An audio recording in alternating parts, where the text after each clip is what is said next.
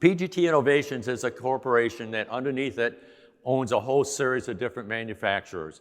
There's CGI in Miami, PGT, Windows and Doors in Venice, Windor and it's now in Venice, used to be here in Orlando, Westerns in Phoenix, Arizona, and CGI. The list has gone on, they're not even on there. We also have New South out of Tampa as part of our program now, as well as Echo we just acquired recently down in Miami. So that's who we are, all right? My job, I wore a lot of different hats. My main job basically was to work with the Florida Building Commission as a code specialist. So I was actually directly involved in writing the codes that deal with our industry, which was kind of fun. Now, what helps me out as a presenter is knowing a little bit about my audience. First question, how many of you by show of hands have attended any of my classes before? All right, a little less than 50%, that's good, all right? Now, the reason I say that is that you're liable to see some of the things that you've seen in other classes, such as certain videos. The reason being is that I've taken them out and at the request of many people, put them back in again because some of them are a little bit fun. So have some fun with those. So a lot of you have never heard me before. So those who have attended my classes know that I like to have fun. It's very difficult to talk about something as cold as, let's say, as building codes. And for 2 hours, you're probably thinking, you guys that have never attended a class, what can this guy talk about on building codes? It's simply a few pieces of stick, some glass, and throw some anchors in it, and it's done, all right? Well, I can drag that on for 2 hours, believe it or not, and that's what I'm gonna try and do today, and have a little bit of fun with it at the same time, all right? So that's what this is all about. So let's get on a little bit, get a feel for, this is just a standard AIA. You guys know that this is a AIA certified program, but it's also for CILB. All my classes I teach are usually good for both CILB as well as AIA, which means if you're a contractor or building official, any other type of profession, you can obtain credits for this as well also. This is also, I wrote this class for Florida AIA several months ago because I had to go through the process to get approved through the Building Commission. And so that's why some of the changes, such as my email address, changed at that particular time. So if you have another profession you want to get some credits on, all right, see me or see Wendy, and we'll see that you get that taken care of as well also, okay? All right, Florida building codes.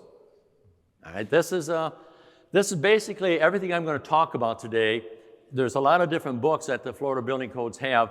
I only deal with these 4 different books here today. There's a residential book, the energy conservation book, the existing building book, and the building book itself, which is the commercial end of it. And we'll discuss what the differences are in just a minute. So everything that I'm going to talk about can be found in these particular books. And if you haven't had access to them, I'll give you at the very tail end. Anything that I go through today, at the very last slide, is going to be a list of all the different websites where you can obtain any of the information that you're going to see here today, including the building codes themselves. Now, I talk about the commercial building code and the residential building code. They're very similar. A lot of the codes are very similar, just a slight tweak between one book to the other. But basically, as it says, the term using commercial building code refers to buildings, any building that is not used as a 1 or 2 family dwelling. And then on the residential code, it says you're looking at homes that where people live, let's say. They can be condos, they can be different apartments, whatever, but they have to be 3 stories or under. A lot of contractors like to deal with the residential codes, and some prefer the building codes, all right? So I refer to them as kind of like the taxes we just went through not far ago. There's a 1040 easy, all right, and then there's the long form type of a deal. So one might be easier for a contractor to use than another. Now, another thing that helps me as I describe some of these different things, by show of hands again, how many architects deal mainly with just commercial? All right, almost 50. And how many deal just residential? There's usually less, all right, there are a few. How many deal in both? That's the majority. All right, so this is sort of balanced out. I did balance it out appropriately based on what I've seen from previous conferences. All right. In case you all didn't know, the code that we're in today actually started at midnight on 12/31/2020, all right? So we are in a new code cycle, and it changes every 3 years. And we'll talk about that in the history and why it does, all right? These are the things we're going to talk about today. It's going to take up for about 2 hours of your time. I say 2 hours. Wendy said I could stay here till 3 o'clock if I wanted to, but I'll try and keep it within a couple hours. There's a history of the Florida Building Code. The second one we're going to talk about is the reasons for opening protection. Why do we want to protect our buildings and our homes? Next one is design pressures and structural loads. A lot of people, including building departments, get that confused. What's the difference between them? And there's a substantial difference, so I'm going to explain that. There's the testing and label requirements that we have to go through. We're going to talk about the windborne debris protection. What is that? And where is it? And what does it mean? I'm going to talk and touch bases on the safety glazing requirements, where safety glazing and what types of safety glazing are acknowledged by the Florida Building Commission. We'll talk about the emergency escape and rescue requirements. These are sections of the code that you have to be totally aware of. And then we'll talk about installation and flashing. Whoa, how could there be codes in that? You just got a windows, throw it in, throw some anchors in it, and you're all done, right? Yeah, it's a little bit more complicated. We'll talk about that. I had a lot of background in that area. Then the NOAs and Florida product approvals, I'm going to touch base at the end. What that's for is to give you an idea where to find these and also what pages, because some of these NOAs, if you've looked at NOAs, they can be 24, 27 pages long, but there's really only a couple pages that you really want to concentrate on. So we'll get into that at the end. Now, the very last thing I talk about is the energy requirements. And the reason being, the energy requirements are the most controversial in our industry. And a lot of it has to do with politics, to be quite honest with you. All right, we'll talk about that, what the differences were between one administration to another and where we're going. And when I talk about where we're going, oftentimes I'll use the term Jim's crystal ball. When I say Jim's crystal ball, it isn't written in stone. It's what I see is happening and what I predict is usually fairly close to it, all right? Even right down to hurricanes. If you're good to me, I'll give you some predictions for hurricanes, all right? But you got to be good to me first. And then the resources will be the very last thing we talk about. And that'll be a list of where you can find everything I'm going to talk about today as verification, all right? So let's get on. The history, I said, was the first thing. Our Florida Building Code was developed primarily, as it says, as a result of Hurricane Andrew back in 1992. Yes, we had codes from Florida prior to that, but each jurisdiction had their own particular code, different versions of the Southern Building Codes, et cetera, et cetera. So when Hurricane Andrew hit, it gave architects and engineers an opportunity to actually visualize and figure out what caused these homes to explode the way they did down around Homestead. And what can we do as an industry, basically, to prevent that? Now, that was near and dear to our company because we helped pioneer the impact industry. And today, we're the largest manufacturer of impact-resistant windows and doors in the country. The Florida legislature dictated that this had to be a triennial code based on the most current version of the ICC. And I'm sure everyone's familiar with who the ICC is, the International Code Council, all right? They write the codes for basically the world, all right? They're all over the world they use the ICC. And here in the United States, every state uses the ICC in one form or another. Some states, such as Florida and the Carolinas, they use the ICC as its base code, and then what Florida used to do, and they've changed that, is throw the things they didn't need out, such as snow loads and seismic loads, because we don't deal with that here in Florida, and they would put in what we call Florida-specific amendments. At one time, we had over 2,000 Florida-specific amendments, and it got to be very, very cumbersome. So I'm going to show you how that got reduced coming up. The first edition of the code, even though this was a result of Hurricane Andrew, the city of Miami strengthened their codes by, I believe it was September 14th or the 1st, I forget, of 94. It only took them 2 years, basically, to have a more stringent building code as a result of Andrew. Because the state was involved, and any time you deal with government, the larger you are, such as the statewide, it takes a lot longer to get anything done because of all the obstacles and all the loopholes you have to jump through. So we actually didn't have our first uniform state building code until 2001, all right? Now, because it was dictated as a triennial code, the second one, 3 years later, was 2004. Then we went to the 2007, then to the 2010. Well, when the 2010 code came out, it actually didn't come out until March 15th of 2012. So people were saying, well, this is the new code. I said, what do you mean new code? This is 2012, and that's a 2010. So the Building Commission, in its wisdom, decided, let's change the dates to now editions. All right, so after the 2010 code, which was our 4th edition if you add them up, we went to the 5th edition, 6th edition, and we're currently in the 7th edition. And the Florida Building Commission is right now working on the 8th edition. It takes 3 years basically to develop it. So that's the history of how it works. Currently today, there are 18 members within the Florida Building Commission that are assigned by the governor. They serve usually a 3 to 4 year term, and there's representatives, all different organizations or groups, let's say, or professions.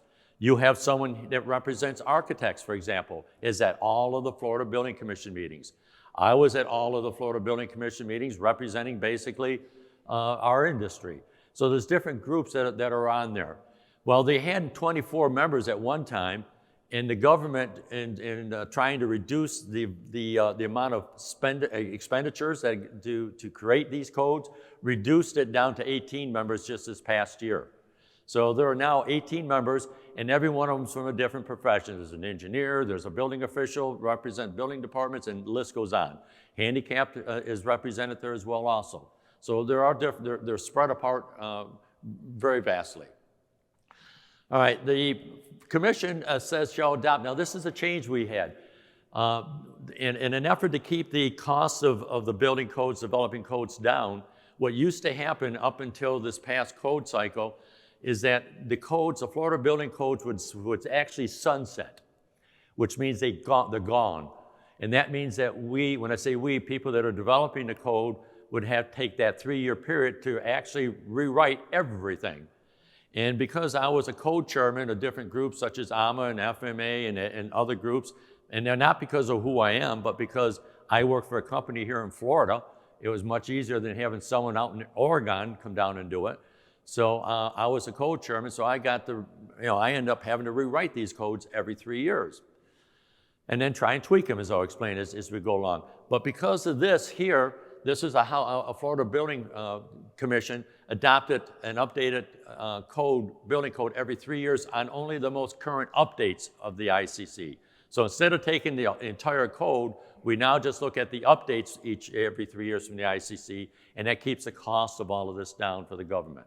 All right? Now, why do we make changes and how does it take so long? A lot of the changes that we make from one year to another or one cycle to another are very simple. Sometimes they're grammatical changes. Sometimes they're spelling corrections, punctual corrections, wording. In other words, one of the biggest issues that we have in building codes, and not just in our industry, in every industry with codes, is interpretation. All right? Everyone has their own method of interpreting things. At the very tail end, I'm going to show you how you can interpret things, how you can get a correct interpretation if and when you ever need it. But I'm going to save that to the tail end. If I gave it to you now, you could all get up and leave. So we'll hang on to that one. All right? Section relocation. As the ICC now does their codes, they move things around, so now we have to move things around according to them. Our goal is to be as close now to the ICC as possible, all right? With as few Florida-specific amendments as possible. Sometimes when we upgrade to current standards, all the standards change, and most standards get updated on an average of every 5 years. And as a result, the codes have to update those as well also, to refer basically to the new current standards. And then there's new standards such as ASC 716. American Society of Civil Engineers added that. It used to be 710 on the last code cycle now, and there's some changes that went with that. So a few people that have listened to maybe one of my code classes from the 6th edition, I'll point out especially to you all what those changes are as I go through the program, okay? And then there's new code changes. So these are reasons, a lot of times when I say new code changes, it was brought up, who introduced me is that I actually worked under a department called PGT University. PGT University basically is a corporate education center. And the classes that I would teach were generally good for continuing education, as we're doing here today. But sometimes what I would find, I would also get involved with in the teaching installation in other classes. I actually have classes, installation classes that are good for CEUs. And I would hear common issues from the field. And as they give me these issues, if they're common and they weren't just, just a one-time thing, I could go into the next code cycle and make adjustments on the codes to help fill those gaps or take away interpretation as much as possible. The building codes aren't meant to be gray. They're meant to be black and white. But due to misinterpretation, sometimes they turn gray. Now, we have a uniform building code, all right? But why is it, since we have a state uniform building code, that you can go to one jurisdiction to another, and they have different regulations? How do they do that when we have a uniform building code? Anyone explain that to me? What is that? Interpretation is one of them, but the other is a local amendments. The building code, let's look at it this way, all right? Now I always say I don't pick on people in the front row, so I won't pick on you, all right? He's got a jacket on, all right. If I'm a contractor, all right, and I'm talking to this lovely couple up front, and they're gonna build a home, and they ask me how I'm gonna do something, and I say, hey, don't worry about it. I'm gonna build your home according to code. Now, what did I really just tell them? I'm gonna build your code as cheap as I can without going to jail. I don't have a choice. I gotta build a code. But yet the consumers, one of the myths out there is the general public or the consumers think that building code's the best thing in the world. As I'm gonna demonstrate in the next few slides coming up, it is not, all right? It is the minimum. So local jurisdictions can require greater than the minimum, but they cannot allow less than the minimum. And this is why there's a variance from one jurisdiction to another because of local amendments. Now, I'm going to give you a secret now that no one wants me to share. But I'm going to share it with you all right? Local amendments. 85% of all local amendments cannot be enforced. The reason being, there's a very specific procedure for a local jurisdiction to be able to have a local amendment. And that part of that means is it has to go through the Florida Building Commission and be approved before they can enforce it. And 85% of them don't do it. The way most local amendments happen, there'll be a dozen people here, we're all on this committee, and we decided, well, let's change something. Okay, all in favor? They raise their hand and they change it. That's not enforceable, all right? So if you ever get into a litigation issue and it has to deal with a local amendment that's causing it, check and see if it's actually enforceable, all right? But you didn't hear that from me. All right. Definitions. This is actually a change. This is what it sounds very trivial, but we used to be called windows and doors, fell under just fenestration. The new building code says that we are now called vertical fenestration. The reason being, they want to basically distinguish us from skylights and slope glazing, all right, because they're treating them separately now.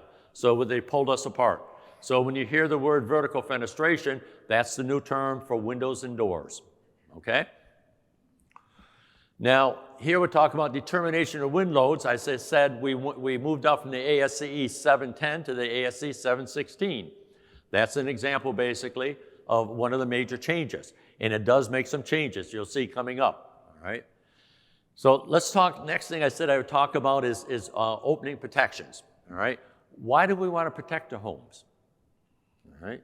Well, it's very obvious. We want to be able to have a place to live after the storms or the hurricanes are done and gone. By show of hands, how many are familiar with the Insurance Institute for Business and Home Safety? Those of you who have attended a class of mine before, you probably should be raising my hand or you're sleeping in the classes, all right? That basically is referring to the insurance industry itself, all right? The insurance industry is one of those people, if someone asks me who swings the biggest bats at the Florida Building Commission, all right? I'd like to say it's the architects, but it's not. The biggest bat is actually, the two biggest bats that I see swung up there is the insurance industry and the Florida Home Builders Association. Anytime I want to get a change, I got to get one or both of them on my side, or I can't get anything done. That's really what it comes down to, all right? Some people are more powerful than others. I have no power. All right, in the year 2010, the IBHS, it used to be called the IBHS, was the Institute for Business and Home Safety. However, people didn't realize that belonged to the insurance industry. So they now added the second I in front of it. All right, so that's why the change in that. But in 2010, they built a $30 million facility in South Carolina. The IBHS home office is in Tampa, Florida. But they wanted to build a facility. They had the world's largest hurricane simulator. And there wasn't enough area in Florida where they could have it built and be on a complete separate grid. So they went up to South Carolina, and that's where it's located. I was fortunate enough to be invited along with the media, the news media from all over the country for the grand openings. Now, what they did, I'm going to show you here, is that they have a facility that's large enough. Has anyone ever been there, by show of hands? You have. Very good. Is it worth investigating? It sure is, isn't it? They can fit two-story homes side by side in this facility, all right? And they two-story, and they can actually recreate up now to a hurricane, category 4 hurricane. It's on a turntable, and what the way they create the winds basically is they have 105 6-foot fans that are connected in groups of 4, basically on a computer system. Now, you've all heard about 3-second gusts. 3-second gusts looks like a graph on a hurricane. You see it going up and down type of a deal. They can recreate any past hurricane. And for us there at the media that time, they recreated Hurricane Ike, because that was one of the more recent ones back then. And as a result, I'm going to show you what actually happens in this facility. They also can recreate wildfires, which are great for California now. They can also recreate man-made hailstorms, which are also good for certain in the central part of the country, where they have these. I was in Texas once doing a conference, actually an architects conference, and I had a rental car, got damaged from a hailstorm there. So it happens. So I'm going to show you 2 homes when I start this video. The home on the right is what's called a fortified home. I used to call it, before they started, a code plus home, because code is a minimum, all right? So it's what they call is a fortified, and I'll get into that, what that is in just a minute. The home on the left is built according to code and was inspected. So you're going to see what the difference is, and then after the video's done, I'm going to explain to you what the differences were. But you'll see how they react different here now. Is this going to play? Here it is. Now, there is no sound coming through there. When I play this in my room, the sound goes way up. You hear everything, the wind and everything. So I can talk now. The home on the left was built to code. They replaced it, did another test on the 15th of September that year, and it went away. They did another test October 19th. The house on the right is the same house. On the next one here, this was interesting. I watched this one here. I was in the room watching it along with the news media, and that roof blew up and actually damaged the sprinkler system up above, which is almost as high as the ceiling here, or higher. All right, that's how much pressure. And if you look, it looks like the homes actually exploded, and they did. When that door opened up on that last house, the walls, instead of being vertical up and down like this, they bowed out. To me, it looked like a balloon. What happens when you blow into a balloon with enough air? It explodes from the inside out, and that's what the homes did. All right? And that's what they do. This is why we want to protect our homes. What's that? That was real time. That was real time. Now, the room that we were in was a little bit smaller than this, and that one wall that we could look through was all glass. And at the end of the wall down there, they had I think it's called an anemometer, reads the wind speed. Is that it? I get all these different terms, whatever. A wind speed calculator, we'll call it, all right? And when that roof blew up, my instinct was to turn and look. And I looked over. What do you think the wind speed was when that roof blew off like that? How much? 160? 67 miles per hour? Well, hurricanes start at 75. I would assume it had to be better than a hurricane at least. But I thought it would be like my own personal feeling at the time. I thought it would be in the high 100s or so to do all of that. It was 105. Now, 105, what category is that? A 3? So it's not a 4 or 5. And this is why you'll see category 3s become very, very dangerous. They'll tell you be cautious of that, because this is what can happen. So what was the difference between these two homes? There are basically three major differences. The home on the left, all right, basically was built to code. The home on the right, they had a couple, they had what was, again, fortified. The major differences were the home on the left had a in-swing door, all right? On an in-swing door, what's holding the door in place? The hardware. The home on the right had an outswing door. The doors, you notice, didn't blow in. What's holding the door in on an outswing door? The whole frame, as well as the hardware. Absolutely. Now, oddly enough, this is a Florida-specific amendment. The ICC does not allow outswing doors, but we do here in Florida because of that reason, because of hurricanes and that. So why doesn't the ICC allow outswing doors? What? Snow. I think that's snow. Yeah, snow. You have 3 feet of snow, you can't get out. All right? Do we have that problem here? No. But they also don't have the problem of hurricanes like we do. So again, these are examples of Florida-specific amendments. The second difference which is that's not a cost factor, but the two major cost factors was the home on the right, they use ring shank nails. Anyone ever try and pull a 2x4 out? Or pull a nail out of a 2x4 with a ring shank nails?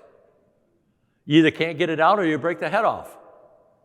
That probably added maybe $1,500 or so, I don't know the exact number, to the cost of the home, but well worth the expense.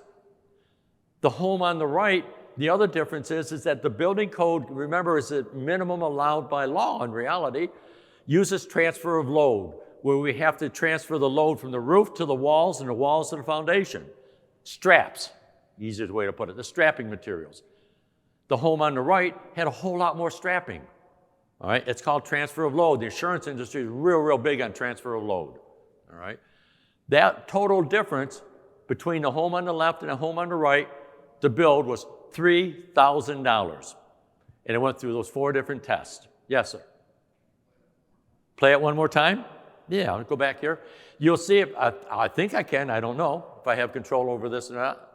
Whoop, I pushed the wrong button. All right, here we go. Now I got it. All right, we'll play it again. Play it again, Sam.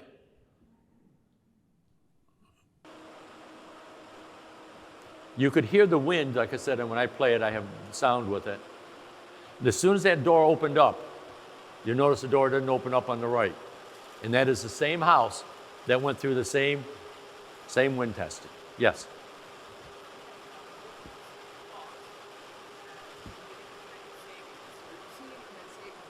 All right, the question was for that $3,000 difference in cost. First of all, anyone in here would not pay $3,000 to have that house on the right? Raise your hand. I said would not. You would. All right, it's sort of a dummy question. Everyone would. In reality, who wouldn't? So that's an interesting question. What does the insurance industry do to encourage people to build fortified homes now?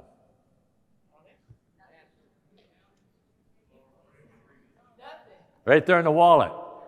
Premiums, absolutely. Florida at this point, I say this point, Jim's crystal ball says it's coming. At this point, there is no law in the state of Florida for every insurance company to give a certain discount.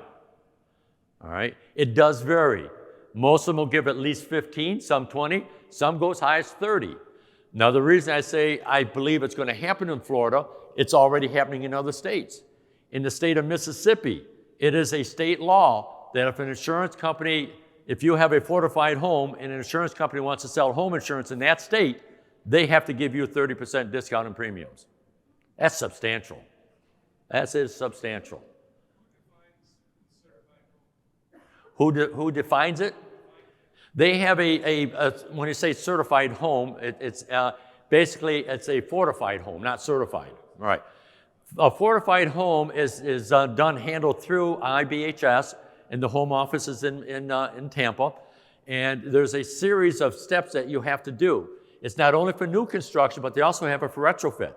I did some retrofit on my home in Florida that I just sold a month ago, and I was able to save $800 in insurance. And it's a home that was 28 years old. All right, so you can, it's retrofit or new, either one. they'll have a checklist that you have to go through, and and it has to be inspected by what's called a IBHS certified inspector of wind mitigation in reality. Same as a wind mitigation. And that gives that certifies that everything has been done to meet that. All right, so that's how they do it, is by saving you money. Now, the interesting part is most people, including the general public, don't know about this. And I'm not here to try and sell it, but I'm going to explain why they don't. This has been going on since 2008. And since 2008, a little over 8,000 homes have already been built fortified. And that's because I think a lot of home contractors are more concerned about keeping the dollar as low as possible so they can be competitive, perhaps, or make more money, whatever they do. But there's only about 8% of all the homes built, basically, are done this way. And that's because of lack of knowledge. So you guys deal with homeowners and builders and that prior to the construction, months, sometimes years in advance. So talk about this. Now, the other thing that comes up, I added this down below, people in Florida are asking me questions as I traveled around. Why am I seeing so many wood homes being built now? So many wood buildings, multi-story buildings, all right? It's very common. You go along I-75 or anywhere on the other coast, and everywhere, all the way down to Fort Myers. Right now, they're building 3-, 4-story buildings all out of wood. And the reason they are, it's 15% cheaper to build it out of wood than concrete. Or it was. That was before wood went up. Now I don't know the difference, but it's coming back down now again. But if I'm an investor and I'm not going to live in the house, let's say this gentleman and I are building a complex of multifamily dwellings, do we want to pay 15% more? No, because we can rent the buildings, the apartments for the same price. So we're going to save that 15%, make more money. That's why it's being done. All right? This is something, a fortified home that every one of you, if you were around, when this was happening, this was from Hurricane Ike. All right, if you were around anywhere back then and weren't living under a stone, you couldn't turn on your TV or computer without seeing that home. It was called Last Home Standing, is what they called it on the news. It really wasn't. There were actually 12 of them that were fortified in Gilchrist Island. All right. But that one just was a visual that you saw, because you see all these homes are all disappeared. The story behind that home was built prior to that, I'm trying to think, it was damaged by Hurricane Rita a few years prior to Hurricane Ike. And they went to IBHS in Texas. The contractor in Texas worked with the engineers in IBHS, and they built that home and fortified it basically to withstand a Category 5 hurricane. And it did. All right? But there were 12 of them. It just was called Last One. The more common one you've probably seen is Mexico Beach. This doctor didn't build this home to withstand a Category 5. He built that to withstand 250 miles per hour. It's ridiculous. But it stood. So the technology is there. All right? It's just whether or not, I think when I talk to the general public on this stuff, their thought process, if I ask them on that other home, for fortified, unfortified, it's $3,000. If I didn't tell them, how much do you think that would say? That they would think it costs twice as much. But it's not that much more to build a fortified home. Again, keep in mind, codes are great, but they're not the best. Now that brings another question coming up, all right, by show of hands. I do the show of hands things to make sure everyone's staying awake. Keep calling me, all right? So I need to walk up and down. Yes, sir. It was a block. Yeah. But when he had piers, these piers that you see going down, they were huge and closer than they needed to, and going extremely deep. I mean, he spent a ton of money on building that home. But he could afford it, so it was fine. So what I was going to get back on the show of hand bit, are building codes, by show of hands, how many think building codes are designed to save homes? Yeah.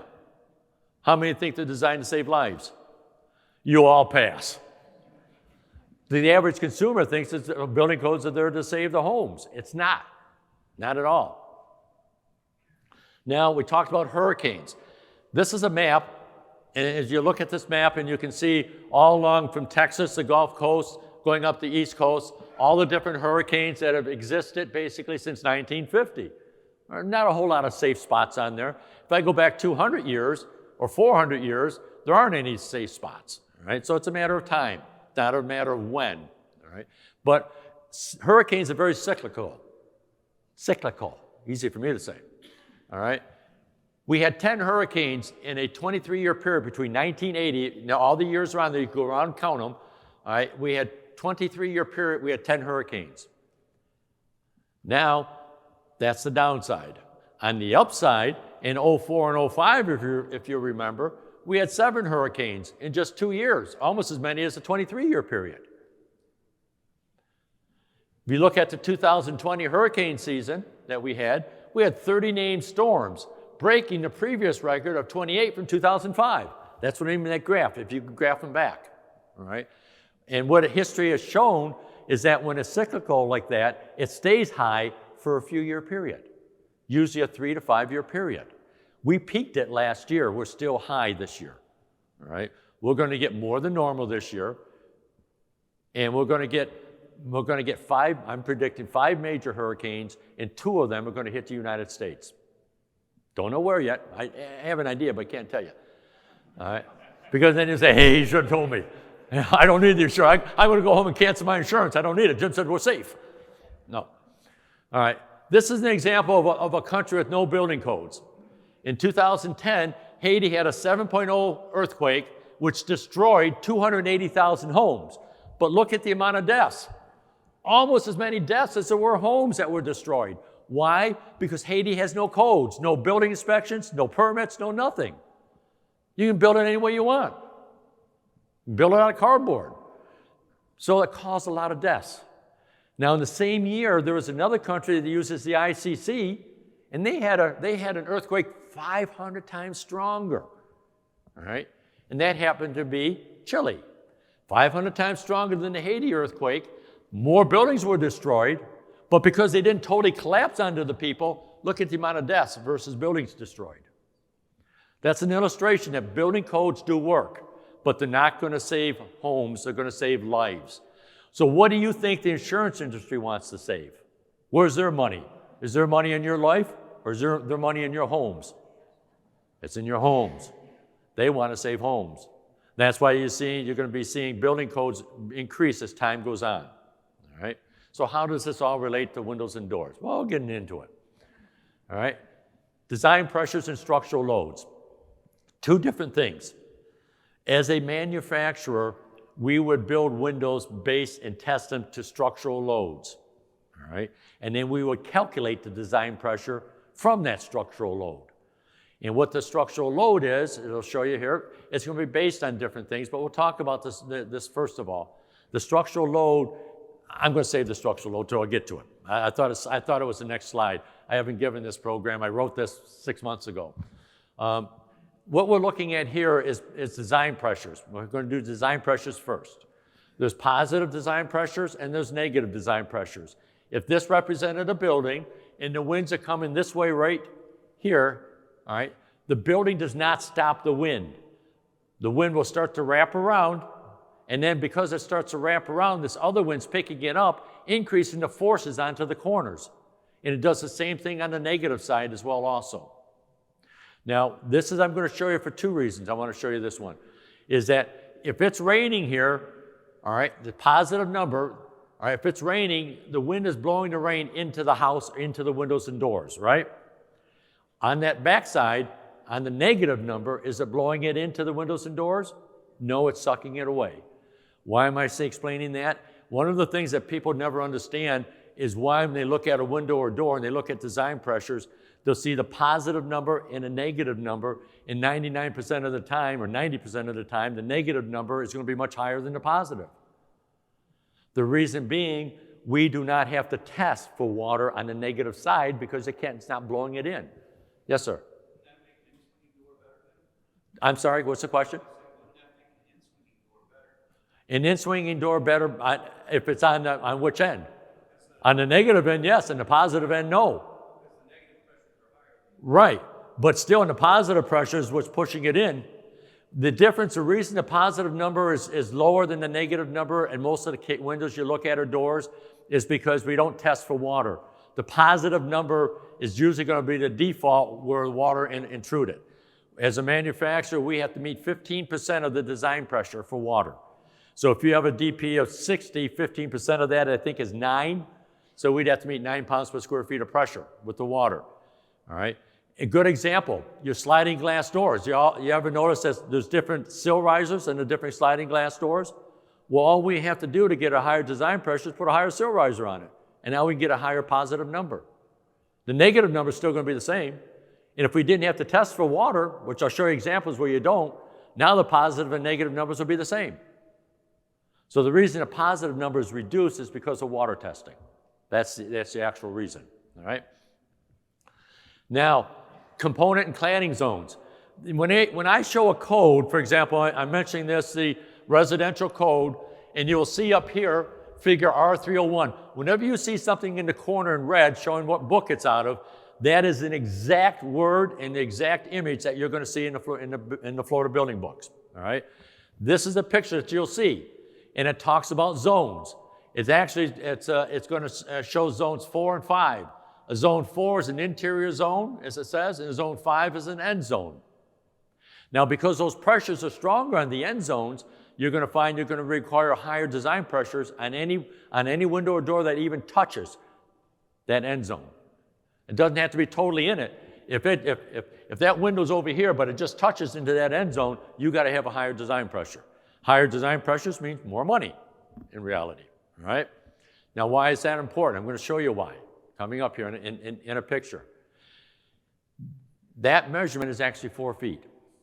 Now, what I should have done is ask you how many by show of hands knew what that number was. And I'll bet I wouldn't have seen more than a dozen hands raised, all right? So that's what the code specifies is 4 feet, all right? Is more than 4 feet a good idea? Sure. But again, keep in mind, the codes are the minimum, all right?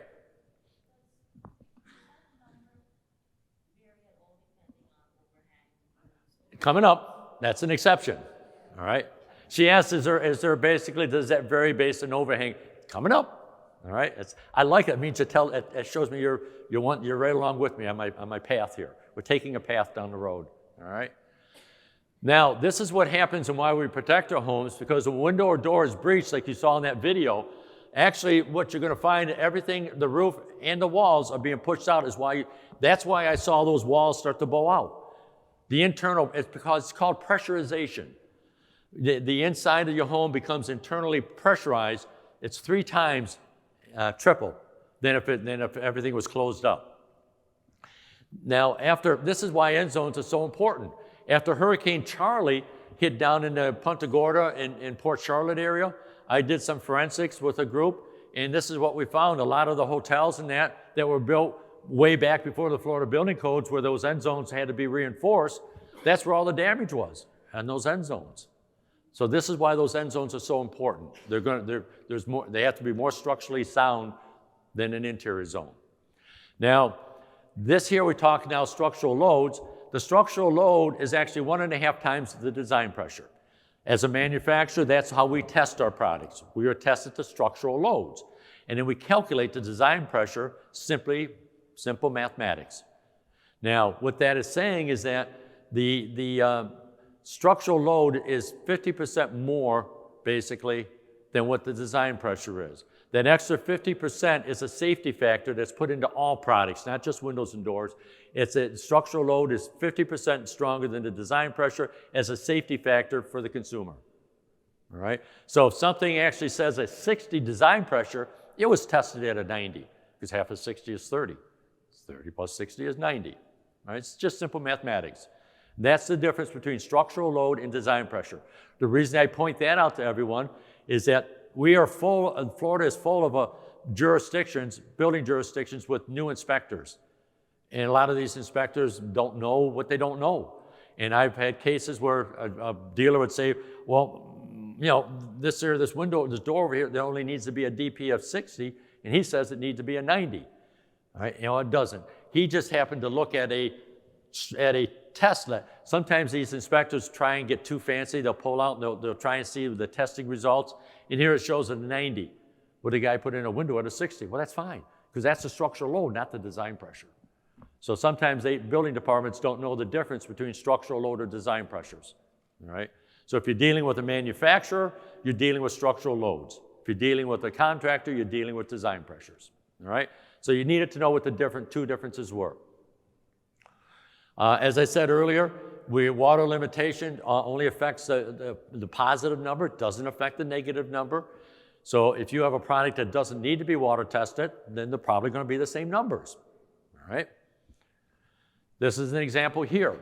This particular window, the maximum it could pass was 9 pounds per square foot. So that tells me that it had to be a DP of 60 for the positive number. But the negative number could still be a lot larger. This is what we're trying to prevent. This is a photograph of one of our salespeople, all right, here in Orlando during Hurricane Charley. Now, Hurricane Charley, you know, it's funny, when I moved to Florida 40 years ago, I was told back then that if you lived a couple miles inland, you don't have to worry about hurricanes. Bull. All right, no one told Charley that. In fact, Charley, it was interesting in Charley, the Buccaneers, it was supposed to hit Tampa, but it took a last-minute turn into Charlotte Harbor.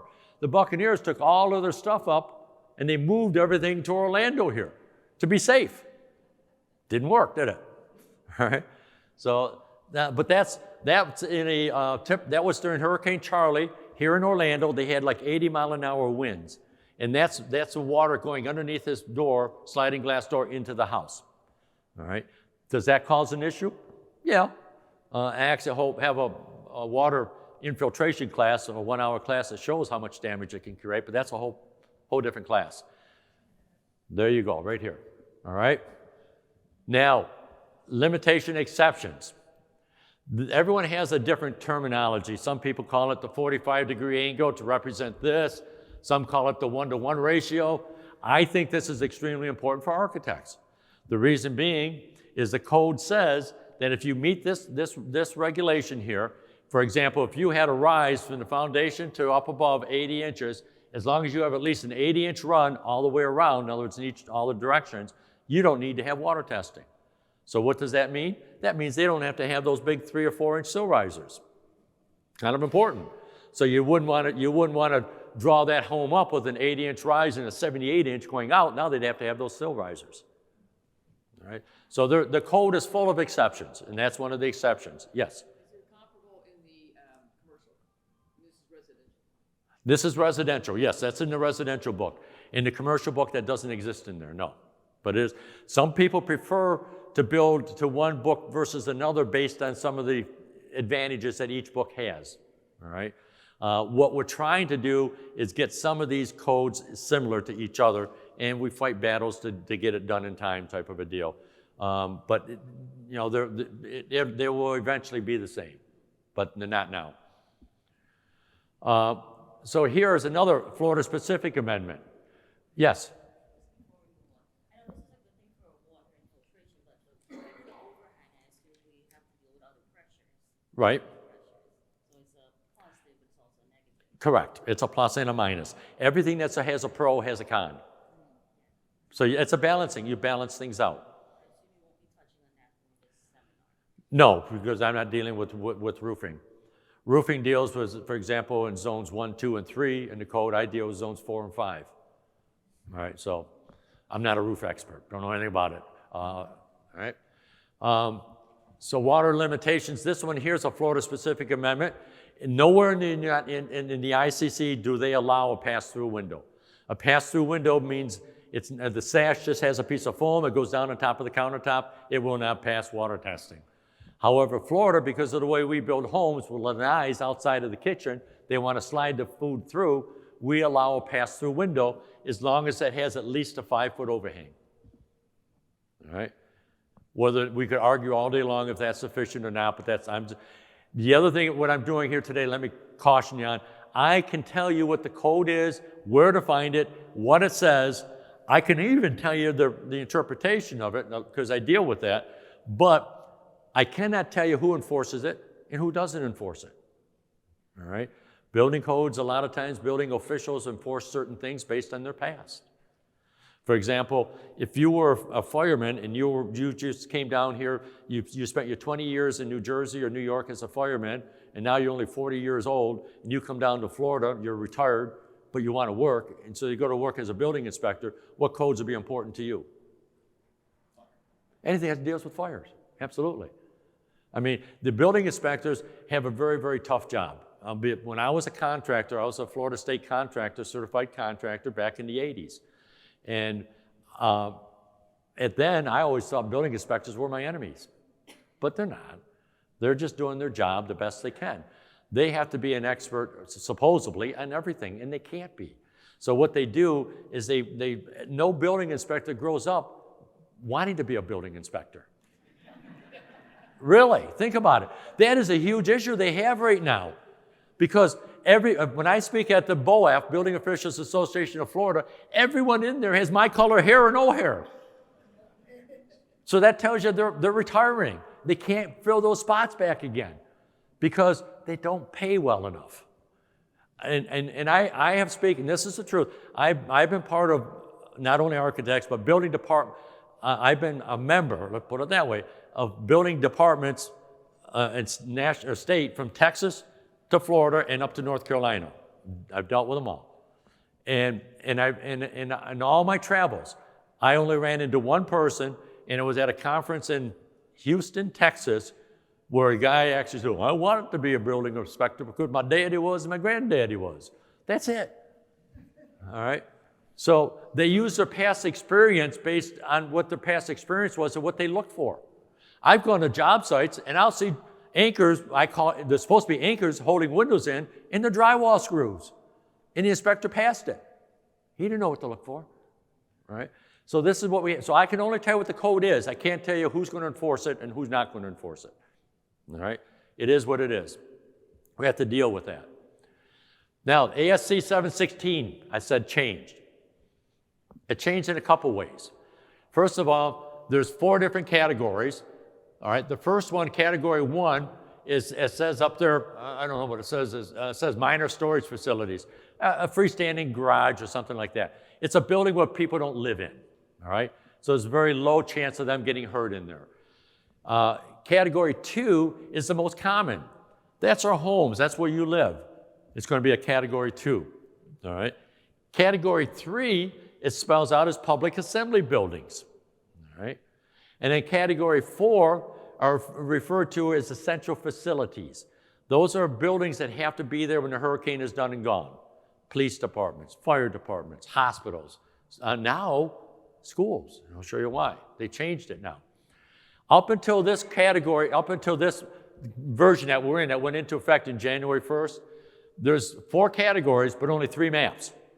Because they always put 3 and 4 together under the same map. Well, when they did the ASCE 716, they separated those. I'll show you why. They now have a 4th map. All right, so that's a major change. The hurricane-prone regions are the same, basically. The non-hurricane regions, though, they've actually been reduced on them. And they added that new risk category map, as I mentioned, which you'll see here. The new language for storm shelters added requiring building or structures designated as emergency shelters are to be designed as category 4 now. As it mentions here, there's a section of the code that actually says other emergency shelters. So schools are being built now to be used as shelters. So that's why they're separating them. Because the misinterpretation was they would sometimes allow that as a category 3 and not a 4, and so now it falls into 4. All right? So that's a change from the ASC 716, is you have a separate map, and you'll see them. So when you see the maps I'm showing you, there's going to be wind speed lines. Well, where the hell are these wind speed lines? All right? Well, first of all, I want to apologize. At my age, sometimes something comes out of my mouth, and after it comes out, I think, did I really say that? All right? If I say something that offends someone, please, I don't mean to offend anyone. What I didn't do is I try nowadays to give a blanket apology before I start a class. All right? Then I'm covered. Because you can't talk for 2 hours and not say something that's going to be taken the wrong way and going to offend someone. You can't be politically correct nowadays. I mean, look at the government. They don't know what picture or name to put above a bathroom anymore. It's so confusing. They're going to offend someone. So I apologize if I say something that offended, I didn't mean to. All right, so where are those lines? Well, what you'll see when I show you the map, there's some very, very tiny fine print that you can't read. So I put it here. It says the exact location of the wind speed line shall be established by local ordinance. Whatever they want. Streets, rivers, canals, whatever they want. It's up to them, all right? The next one says linear interpolation between contours is permitted. Now, what that means is that you say, let's say you have a wind speed of a 150 and a 160, all right, the two different lines, and you live somewhere in between. Well, where are you? Some jurisdictions will say, well, you automatically go up to the 150. You're past the 140, or the 160, you're past the 150. And the majority of them, though, will use a piece of software I've taught them that you can actually put on a computer and tell you exactly what your wind speed is at your lot. It could be a 152, 154, 156. It could be whatever, you use that and it'll tell you exactly what it is. Most of them, that's called interpolation. They're interpolating what it is between those two lines. Most jurisdictions allow that. But it says is permitted. Doesn't say it must be permitted. That goes back to why, again, one word can make a difference in how a code is interpreted. And so we try and make it as clear as possible. The next one says islands and coastal areas outside the last contour lines shall use the last speed contour of that area. In other words, when the lines end, they end. No architect, no engineer, no building official, no plans examiner can actually extend that line. It ends where it ends. The only ones who can change that is the American Society of Civil Engineers. So that's what these small prints are here. So here's the map that we're not going to spend any time on. That's the map basically for risk category 1, garages in that, all right? Now as I go to the next map, you're going to see the lines will change and you'll see the wind speeds change. There they go. This is probably the most used. Risk category 2 is defined as all buildings and other structures except those listed 1, 3, and 4. Clear as mud, isn't it? All right. It is what it is. This here is risk category 3 now. You see the wind speeds change, the contour lines change. They're all buildings and other structures that represent a substantial hazard to human life. To me, my home's a substantial hazard, but they don't consider it that way. And then there's category 4. This is the newest map they added on, all right, for police and fire stations, emergency shelters. So again, I'll go back very quickly. You'll see the wind speed lines, the wind speeds and the lines change.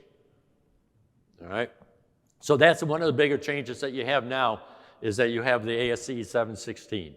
So you have access to all of this. Design wind speeds. Now, when we developed, I mentioned earlier that Miami-Dade had their new codes in '94 after Hurricane Andrew, only 2 years after Hurricane Andrew, and it took until 2001 for the state to have a uniform code. So when we developed a code, what we did is we allowed Miami-Dade to come into the Florida Building Code, okay, and use their codes. The reason being is they were greater than our codes and not less than our state uniform codes. So when we went from the ASCE 705 to the 710, there is a problem that came up, and that's why this got changed again here too, is when Miami wrote their first code system out that we brought into our state code, one of the stipulations they had, one of the sections of the code said they can never allow a change in building code that would result in a lower safety or design pressure. All right, and so that would, some of these changes would alter some of those design pressures in some areas down a little bit. So they have specific numbers, all right, for Miami-Dade and Broward County, and that's what they are right here. It's also referred to quite often as the HVHZ, High Velocity Hurricane Zone, if you ever see that acronym. Our industry's full of acronyms, so I try and spell them out what they are.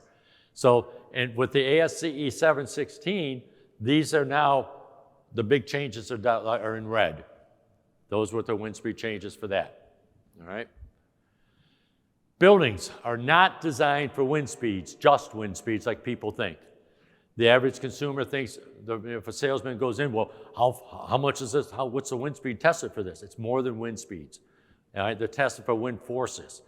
Wind speed is the first thing, but the location of the building, size and shape, the terrain, internal pressure factors, size of the opening, and building use. Those are the different variables to calculate design pressures, not just wind speeds. This will show you. Here, if we look up, this is a chart in the residential book. It shows zones. Now, this chart would go all the way up to the ceiling if I included zones 1, 2, and 3, which are for roofs. But because I'm only dealing with windows and doors, I cut it off and just put in 4 and 5, all right? Because it really is a full page showing it. So zones 4 we know are interior zones, zone 5s are end zones. The wind speeds makes a difference. The location makes a difference, all right? The affected area, 10 square feet, 20 square feet, the size of the opening makes a difference, all right? So all of these, there's different combinations that go into there. So you can use the chart and you can determine are you an interior or end zone, go across, and you'll see where the end zones, you know, these numbers will all change. Now the other thing that changes is this here. This was another change for ASC 716. So if you're not familiar with this, it's something to pay attention to here too. Everything used to be based off of 30 feet. That was the base number for roofs. And the mean roof height is basically the average height between the overhang and the peak, all right? And that was always based at 30 feet. So everything was, whether it was 15 feet or 30 feet, was all the same. Well, nowadays we have this new thing called tiny homes, all right? And engineers have calculated and proven that we need to reduce that design pressure on some of those smaller homes because they're not as tall. So they actually now have a calculator. You can actually, this is 30 feet as a 1, and you can actually multiply whatever the design pressure is by these numbers here based on the height, which will lower that design pressure. But as you go up higher than 30 feet, you got to multiply it by other numbers, all right? For example, you take that base roof at 30 feet, but you moved it up, it's now 60 feet. That DP now you have to multiply by 1.22, so instead of being a plus or minus 60, it's a 73. All right, so that makes a difference. The height of the building makes a difference as well also is what I'm demonstrating to you. All right. The exposure makes a difference. I'm not going to spend a lot of time on explaining exposure. I show a picture. A picture's worth 1,000 words and videos are worth 1,000 pictures. I'll show you some videos later too. All right, this is surface B, urban and suburban areas. I'll show you a picture. What they're saying is this is a town. All those homes, all of those buildings, all of those structures, if they're within 1,500 feet of each other or so, they're all going to break the wind from the next structure, a little bit. All right, that's exposure B. Exposure C, it's going to tell you keywords right up front, open terrain. All right, if you're up here and there's wide open areas, that's exposure C. There's nothing to slow the wind down. So it's going to require a higher design pressure. So it costs more to build in a C than it does a B. That's simple, all right? Now, there's also exceptions in there. For example, this area here is being developed. This could actually be permitted, even though it's out in the open. There's more than 1,500 feet of open space here. That could be permitted basically as a B as long as it's being built within a 3-year period type of a deal, all right? So there's exceptions in there as well, but just wanted to briefly explain exposure B, C, and then D is the one that gets the most confusing. That's the unobstructed areas where there's at least 5,000 feet of open space. That would be your Gulf of Mexico, your Atlantic Ocean, things like that. That means there's nothing to slow it down at all. In the previous version, they used to think, architects, or engineers rather, used to think that those big waves off the ocean would break down some of the wind. It didn't, all right? So they've proven that wrong since then. So exposure D, if you're right on top of the water. Basically, it's based on 5,000 feet upwind, all right? And you've got to be, it's a grade of either 600 feet from the water line or the coastal line, or 20 times the building height. So in essence, we look here, this is, might be 600 feet. So we're going to call that exposure D. This one's way there's your 500-foot line, so that's exposure D. We look at this one back here, that's 100-foot tall, and it's almost 2,000 feet back. But if you take 100 times 20, you're looking at 2,000. So if we go 2,000 feet, now we're out here, so that's why it's a D. But yet this building, even though it's closer to the water than that one, it's only 20 feet tall, so that would actually calculate out as exposure C. So you have to do some calculation basically for D, all all right? But that's the difference. The higher the number, the higher the multiplying factor is going to be for the different zones. That's all it's about. Testing and label requirements. This is stuff I won't spend a lot of time on because it's things we have to worry about, but all products have to get tested, all right? Non-impact products as well. People think the only impact products get tested. All windows and doors have to go through a certified testing program. That just shows what it is for a Florida product approval. This shows what it is for Miami-Dade.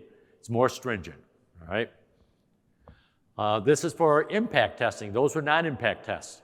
An impact test is important here now is that the majority of the state basically only needs what's called a, if you look over here at this particular point here, basic protection is our homes and vast majority of our businesses. If you're in wind zones 1 and 2, all you need is a impact testing of C, which is a 4.5-pound 2x4 shot at 40 feet per second, where D is a 9-pound 2x4 shot at 50 feet per second. Not the same test. Now, the reason I'm pointing this out to y'all, I'm going to tell you what I found happens out there, whether you realize it or not. Architects have a tendency to use 2 words that work against this, and those words are or equivalent. You spec a product that's been tested to missile level D, which is a 9-pound 2x4 shot at 50 feet per second, and then you put on your blueprints or equivalent, all right? And I'm the contractor. As the contractor's going to think, or equivalent means whatever meets code. So I'm going to use that one that's cheaper, which tests it only missile level C. It's a lot less expensive. So be cautious. This is the one I see the words or equivalent gets misused the most. So be careful with those terms. But that's the difference in them. So now, why is that important? Wind zones. We have different wind zones. Wind zones 1, 2, 3, and 4. That's referring back here. You see right here, we talk about wind zones, all right? So you need to know where are they. Wind zone 4, basically, it's going to show you, it's going to tell you it's greater than 170. Well, here's the 170, but it comes all the way down the coastline, but not until it gets right here. So that little section there is wind zone 4, all right? Now you go to wind zone 3, and it's going to run between the 150 and 170 mark. So here's the 150 coming down to here. Here's the 170 down to here. So this part of the section is wind zone 3. Wind zone 2 is going to fall between that one or less than or equal to 140, all right?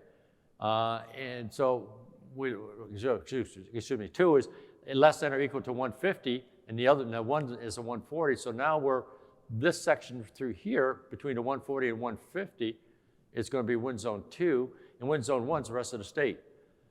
So as you see, the vast majority of the state, 90 some odd percent, all that requires is that testing for that 4.5-pound 2x4 shot at 40 feet per second. So when you spec something up into the rest of this state up through here, and you see or equivalent, the contractor is going to use whatever the code requires, that's equivalent. So just be cautious. Impact testing. This is how we are going to test for missile level C. Is a 4.5-pound 2x4. We have to send 3 specimens to a independent test lab, and they will allow a tear no greater than 5 inches or up to 3-inch diameter, size of a tennis ball, all right? That's not acceptable now down in the high-velocity hurricane zones, all right? They're going to require that 9-pound 2x4, all right? Goes through the same thing, but they don't allow that 3-inch sphere, all right? And then instead of if I go back to this only gets the glass hit, all right, once on each of those 3 specimens. On this one here, they're all going to get hit twice, and 2 of the 3 are going to take a structural hit. So what it looks like is this. For a Florida product approval, we would send 3 identical specimens. The reason for 3, to make sure we didn't get lucky, all right? And all 3 have to pass. They're going to hit the glass once. For Miami-Dade, all right, we have to send the same 3. Each one gets hit twice, but 2 of the 3 are going to take a structural hit on the meeting rail, the frame, or somewhere like that. And the product has to be operational when we're all done with this, but we're not done. All right. Windows and doors now, this is a video that's going to show. It's going to show 3 pieces of glass. That's it. I'm not supposed to use the word cannon. They don't like, FEMA doesn't like me using that, but yeah, it's what people call it. It's an air cannon. The first one's going to go through just typical glass. You'll see it just shoots right through. No protection at all. All right, now the home becomes pressurized. The next one's going to go through tempered glass. People think tempered glass is safety glazing. Ain't going to protect your home against the flying debris. Then the third one goes against laminated glass. Now, glass is glass. Laminated glass is 2 pieces of glass with a vinyl in between. It will crack because it's glass. However, it will not penetrate it, which means you do not have that opening, which means the home does not become pressurized and blow apart like you saw in those videos. So that's what impact glass does. Does the shutter do the same thing? Yes, if it's approved, if it's tested. All right. Now, the next thing it has to go through is it has to go through cycling. I'm going to sneak up here. I think I can do this here. Let me see. Maybe I can't. There it is. It looks like the window or glass is breathing. If you've ever lived through a hurricane and looked at your windows, you shouldn't have done that. You're too close. Get further away. All right? There's no such thing as hurricane-proof. Just like there's no waterproof watches anymore. They're water-resistant or hurricane-resistant. It's the same thing. All right? Then the next thing it's got to go through is this. Now, I know I violated every rule that OSHA has in this, but anyone belong to OSHA in here? No one? All right, then I can show it. All right. He didn't have any hard hat on, didn't have any safety gear, but I was anxious. I wanted to see how much it expands. And you'll see when I go into that, it's 1.5 inches. It has to do it 4,500 times, in and out, in and out. Then they turn the product around 4,500 the other way, in and out. It takes 8 hours to do that 9,000 cycling test. Then the window has to be operational, so in case there's any fire or something, people can get out afterward. It's a very, very stringent testing. These are the permanent labels that are supposed to be on the windows. They're not, you don't see them anymore because everyone nowadays, these are what they'll show is the testing standards that they tested to. But everyone now manufacturers, they hide that because homeowners don't want to see the anchors anymore. So they have screw cover they put over top. So it's underneath the screw covers, but all windows have to have these labels. This label over here is a Florida specific one. No other state in the country requires that except Florida. This was put on at the request of BOAF, the Building Officials Association of Florida. They wanted to be able to walk by a window and look at it and see what the design pressures were. Here's an example where 64 plus and negative 80. If that didn't have to be tested for water, it'd be a plus and a minus 80. And then it shows the calculations for the solar heat gain, U factor, et cetera. Notice the energy numbers down below. It's a one that just peels right off. But that's a Florida-specific amendment. Windborne debris protection. Now comes the fun part. All right. You guys that may have been in my class, may have seen this. I took them out. They said, you got to show it again. You got to keep them in there. We like seeing it. All right. Anyone ever wants any of these? Have you seen these? No? All right. I guarantee, I don't care who you are, this is funny crap. All right. These are 2 guys that are going to break into a storefront. Now, the way I got this, what you see, they're going to show you that happened to me. And it happened at an architects conference in Texas, where I was up on a stage. All right, and it was all dark, and I had a window off to the side covered with a cloth that said our company name. So when I was all done, I asked for the largest guy in the stand, in the group to stand up. There are, I don't know, about 250, 300 architects. Someone way in the back, but I couldn't see because the lights were dim back there, and they're up here. And I hear, I think that's me. I said, sure sounds like you. So everyone was, that's him. So a guy came down. And I pulled out a window that was an impact piece of glass, and he threw a brick at it and bounced back and almost hit someone in the front row. So what you're going to see really happens. I went back home and I found this video. All right, it's 2 guys breaking into a storefront. Where's my clicker here? Here we go. Come on, here we go. First guy's a lookout guy. First of all, my videos show storefronts because everyone wants to break into a storefront. There's money, there's drugs, things like that. He didn't turn around. Look. I told you, it's funny stuff. You can't invent that. All right? It does bounce back, and it almost happened to me. And so I said, Jim, don't ever do that again. That's a lawsuit waiting to happen. The way I did it, and in all honesty, I would take the window, and I would take a $100 bill, and tape it to the back and let the biggest guy get up there with a baseball bat and try and get through it, and he couldn't get through it. All right? And that's when someone in one of the front rows says, what happens if he throws a brick at it? Well, guy being a guy, I'm going to take that challenge. Right? He can't get through it. Well, there's a train show out back. Let me go get a brick. So he went and got the brick. He threw it at, gave it to the guy, threw it at, and bounced back and almost hit someone. So it does happen. Now, this is from the Reading Police Department. Again, it's a storefront you can see here. And this is going to be, for lack of a better term, some clown trying to break into the storefront. All right? Now he comes and looks into the door. Yep, there's something in there I want. So now he goes back and he puts something over his face so we don't know who he is. I'm telling you, this is funny stuff. They told me as soon as he hit that, it had an alarm that went off. That's why he went running. So when I got home, I threw those pants I had out, looked just like that. And I lost a little bit of weight. All right. Now, this one here is interesting. This was done over in Port St. Lucie, and two guys trying to break into a storefront. You've probably heard the term snatch and grab. That's generally what a thief does, is he calculates how many seconds he has, whether it's 10 seconds up to 20 seconds. He's got to steal something and get out before he makes too much noise. These guys didn't care. They just kept banging away, banging away. Can anyone tell me what they did wrong, first of all? I might see how observant you are. He never checked the door. How did he know the door was even locked? Now, as he starts to go away, the one guy gets frustrated. Let me try it one more time, and goes running as hard as he can into it and can't get through it. Yes, the glass will break, but it saves everything. All right? That's reality. Now let's go. I got to try it one more time. All right.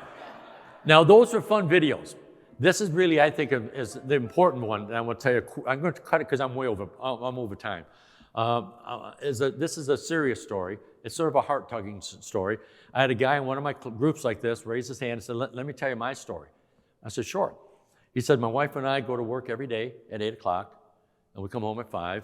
We have a daughter, a 14-year-old daughter, but looks much older. I can understand that now. I have a 13-year-old granddaughter that looks like she's 19 or 20. All right? So he was very concerned. And he said, we went to work. She stayed home from school that day and stayed in bed. We came home at 5 o'clock. We found the sliding glass doors in the back of the house was smashed with a cement block in the bottom. He said, that didn't give me hurricane protection, but I can't tell you the price of the protection it gave me for my 14-year-old daughter. What could have happened? That's the advantage. Now, people ask me sometimes, I said earlier, shutters do the same thing. What's the advantage to windows over shutters? When do shutters protect you? When they're up, all right? You don't put shutters up all the time, all right? The window, that glass protected him.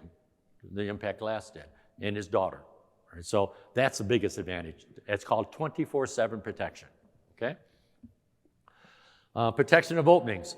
This is a section of the code that says that if you live in a windborne debris region, I'll show you the map, you have to protect your openings now, all right? Can't build a home without protecting them. This is in the building book. In the building book, it specifies height. It says glazed openings within 30 feet shall meet the requirements of large missile, and glazed openings more than 30 feet, small missile. Small missile, if I went back to those charts, is 10 2-gram steel balls. Now, this is an example why we strengthen codes up too. When the first code was written, it said 10 pieces of gravel. If I have a test lab and you have a test lab, all right, and I'm using soft gravel and you're using hard gravel, which one of us is going to get a better result? Moi. That's why we changed it to 10 2-gram steel balls. So everyone's on the same playing field. Let me ask you a question. What happens, though, if there's a fire? How is the fire department able to get into the Good question. Question was, on an impact window, in case there's a fire, how does a fireman get into there?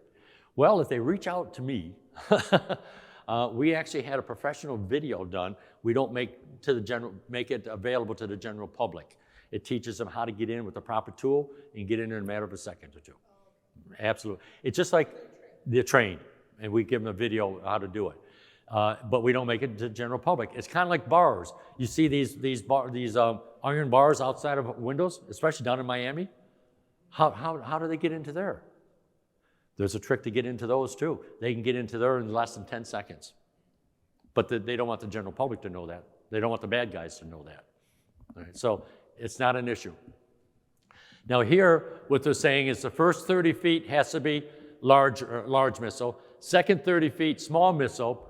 Could go maybe to 60 feet, the second 30 feet, or could go all the way to the top. Miami-Dade requires it all the way to the top, no matter how tall it is.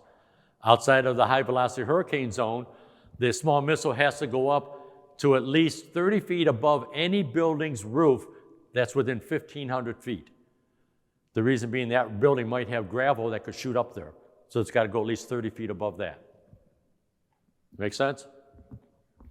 Okay. That's your windborne debris region. If you're anywhere in this blue line, this blue area, in your building, you've got to protect your home, your windows and doors with an approved, and that's the key word, approved system. There are systems that are being sold out there that are not approved. There's a shutter system out there.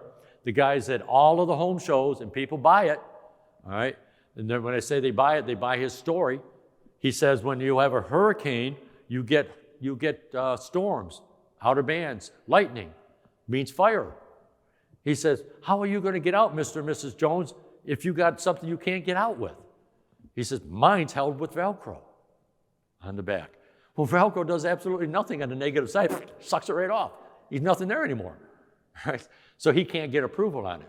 He can't get a product approval or in a way, he can't get any testing approved on it. But yet he's selling them. So that's why I say it's got to be an approved system. So be cautious of that. So that's the blue area. The bad thing with this is that here you see a dotted line, and over here a dotted line. On those areas, it means 1 mile inland, there's a magical fence that's going to stop the hurricane. But no one told Michael that when he came up through here. They forgot to tell Hurricane Michael. All right? There is no such thing, but that's being brought about for the Florida Home Builders Association. They promote that to keep the cost of construction down as much as they can. They want to push away from the windborne debris instead of accepting it. That's the reality, because it costs more money when they have to build a home that way. So that's where it is. My crystal ball, Jim's crystal ball, it's going to look more like this probably in the next one. Is where, your question says what region, which one, that previous map? I'm not sure, up here you mean? Well, it shows the counties. You'll have this map, you can actually look them, whatever county, I don't know where Brevard is. Here? I don't know where it is. You look at the map. The map will tell you. Yeah, it could be. Yeah, you'll have this map. That map is there for you. This is basically for the categories 3 and 4. It's much larger, so they care about that more than do your homes. But I think what you're going to see, the insurance industry is going to increase more demand. They're going to overpower the Florida Home Builders Association and get more blue. And the day will come, I think the whole state will be blue. Because look at us, guys. If you look at my thumb, it looks like the state of Florida in a way sticking out into the ocean. There's no protection there anywhere in there. And all the hurricanes have shown us that what I was taught when I moved to Florida 40 years ago ain't true. Hurricanes don't stop a mile inland. They go clear across. Look at Hurricane Irma. Went right up the middle of the state. Were you all here for Irma? My wife wanted to get away. She wanted as far as we can. We were in Anchorage, Alaska. Swear to God. But it's amazing, even in Anchorage, Alaska, we couldn't turn on the news without seeing information about Hurricane Irma. It was there. It makes worldwide news. It's amazing. This is something that's allowed by the code, except for Miami-Dade. Yes, plywood can be used. They're very specific, how it has to be done. How is that enforced, though? No. But building officials should enforce that. Those are the requirements for it. You have to have fasteners no more than 44 inches, 7/16 inches. Now, one of the things that we need to change on there is it talks about wood structural panels. What's a wood structural panel? Plywood. That's what you and me think it is. What about particle board? That's a structural panel. What does that look like when before the hurricanes and the rains come on? What happens to it? Yeah, it's like cardboard once it gets wet. So we got to tighten that up. all right? But we had we tried to tighten up the last code, but we had a lot of fight back from the wood industry. So we'll eventually win that battle. And then there's different types of shutters, panels, accordion shutters, roll-up shutters. These are our impact windows. These are all resistant windows. These are all methods that are approved basically by the Florida Building Commission. Safety glazing. What type of glass is considered safety glazing? Laminated is one. Tempered is the other, absolutely. Tempered and laminated are both considered safety glazing, and they can be used interchangeably in most cases, all right? There are a lot of building officials that don't even know that. I get calls once in a while from a building official. He'll email me or call me and say, Jim, I'm in a bathroom, and it's supposed to be safety glazing, and the contractor put in impact windows. He says, that's okay. I said, yeah, it's been okay since 2001, all right, 19 years ago, 20 years ago. So yeah, either one of them are interchangeable there. This just says that all safety glazing has to have that watermark. You know, that some people call it a bug. It'll say basically the testing standards that it was tested to, is what it says. It's generally going to be in the lower left or right-hand corner, okay? What most people don't realize, there's a specification where it's facing. It has to be facing so it's readable from the exterior. The reason for that, all right, is the building official can actually see it, but that's how it has to be tested. Because impact glazing is two pieces of glass with the vinyl in between. I refer to it like a grilled cheese sandwich. Same thing, all right? Well, those two pieces of bread don't have to be the same on a grilled cheese sandwich. You could have rye bread on one side and white bread on the other. Well, it's the same thing with glass. That glass could be annealed, untreated on one side, and it could be heat strengthened on the other side, which is twice as strong. And we always test it with the strongest piece of glass against the glass bed. So again, that's why it's supposed to be readable from the exterior, all right? I'm a why person. If I just tell you things, you might remember. If I tell you why, sometimes it sticks more. Glazing in doors, talks about there as well also. Doors, all doors that need safety glazing. Anything with glass, if it's more than 3 inches, got to have some type of safety glazing, all right? And then it talks about where all these can go. I'm not going to go through all of these. I'm going to leave them for you. You're going to have them all. You've got it here. It shows you where it all belongs, only because of saving time. And the same thing here in windows. All right, it shows where they have to be. And here, one or more walking surfaces. That isn't so bad. This one here is the one we had to change a lot. The previous code actually said if you're in a bathroom and the window is less than 60 inches measured from the standing surface, that it had to be safety glazing. I was at a BOAF conference, and that became an argument. What's the standing surface? Well, the reason it became an argument is that there was one guy raised his hand and says, in my jurisdiction, we call the standing surface the top of the tub. He says, can't people stand on the tub when they get out? Yes. Should they? No. But can they? Yes. So he figures that. So see what I say about interpretation? So we try and narrow things down. So here we change the wording on it, measured vertically above any standing or walking surface. We try and clarify it a little bit the next time around to make it easier for everyone. But yeah, there's interpretation issues. Emergency escape and rescue. Let me take a look at it. I have 20 minutes. All right. Wendy's not back there waving like she usually is at me. Oh, you're supposed to do the waving? All right. If I get cut short, this is the one to blame right here. All right. So code requirements basically for emergency escape and rescue. Every sleeping room has to have an exit. That's what it comes down to. If it's a sleeping room, it's got to have an exit. What is a sleeping room? There's a definition in there. If it gets in illegal, I can tell you right now, what the legal term would be is that people will say, well, I had an argument with a guy. I moved out of Florida. I'm in North Carolina. I moved there now 2 weeks ago. And a guy up there is building us, and he's a contractor. He says, "Oh, sleeping room has to have a closet." No, it doesn't. All right? If a closet can be added, they can consider that a sleeping room. He was doing it as 2 bedrooms and an office because his septic tank was only good for 2 bedrooms.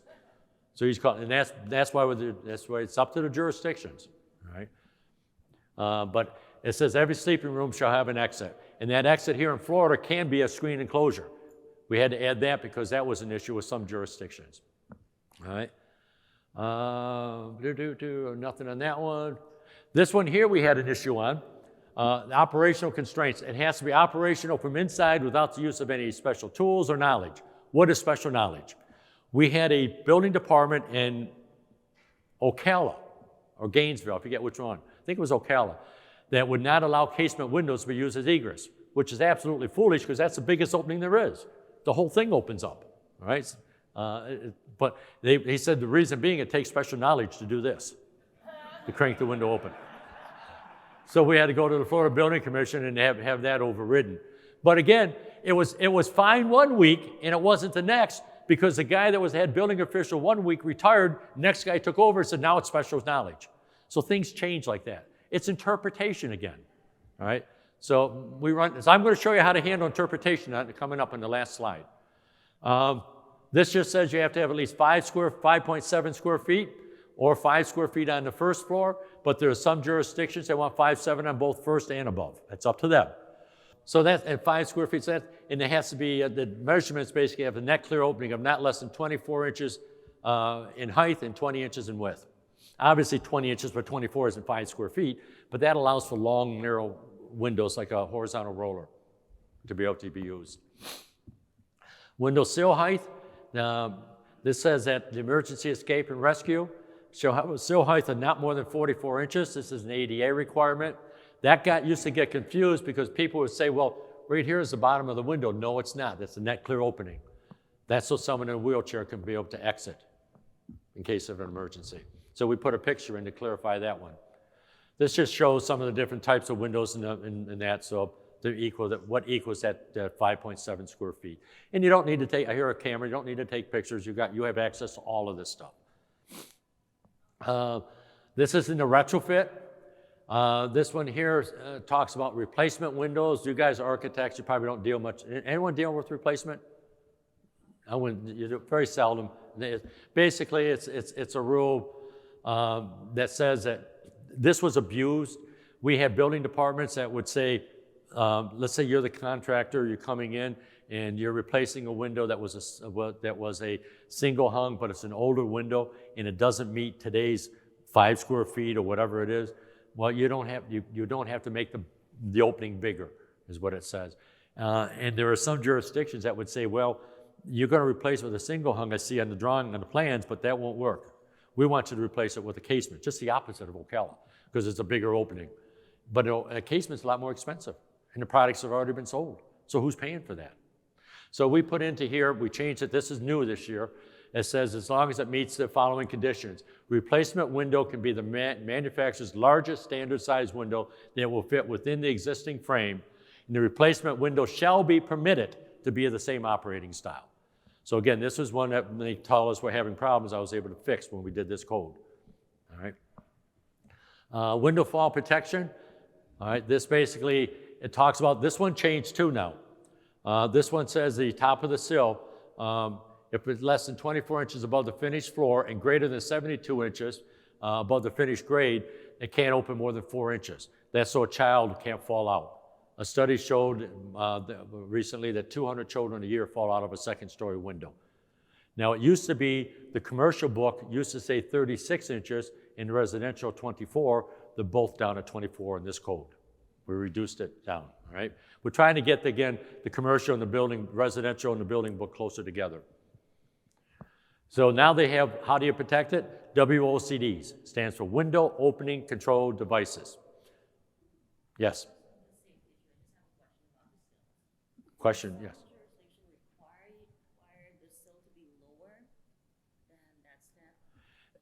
All right, her question was, some jurisdictions she's ran into require lower than what that standard is. And can they do that? And yes. Why can they do that? Who can answer that? It's greater than the code says, not less than. Right. It's called home rule doctrine. That was written into the code. That jurisdictions can allow greater than the code, but they cannot allow less than. Less than is actually, even though it's lower, it's actually greater. All right, even though it's a lower number. And this just talks about WOCDs and how they work. They automatically reset, is what it is, all right? Installation instructions just says that windows and doors, when they're replaced, you guys don't do a lot of replacement, but they have to meet the same requirements as new construction. In other words, you can't take a window out with no design pressure and put one in with no design pressure. You just got to meet today's codes. That's all. This is just another one that says over a 12-month period, they can replace up to 25% if they live in a windborne debris area without having to go to shutters or impact glass. So over a 4-year period, technically, yes, they could replace all of the windows. The insurance industry, every time this comes up, they fight that, and I fight for it, and the reason being, if you replace one window in your house because it's an older home, all right, and who am I going to pick on here?